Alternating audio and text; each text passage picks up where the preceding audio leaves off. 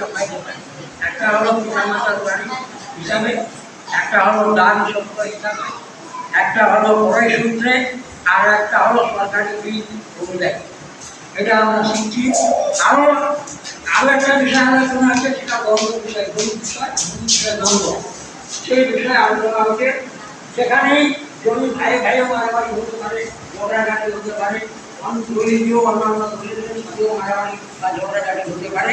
তো এগুলো আমরা সরাসরি আগে করে না যাই, আমরা প্রথমে আপস মীমাংসা আসতে পারি। সেটা হলো গ্রাম্য সালিশ।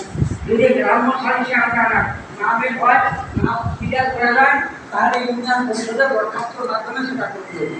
যদিও ওখানে নিষ্পত্তি না হয়, তাহলে আদালতে যেতে পারে, তাহলে আদালতে সেটা মীমাংসা হতে পারে।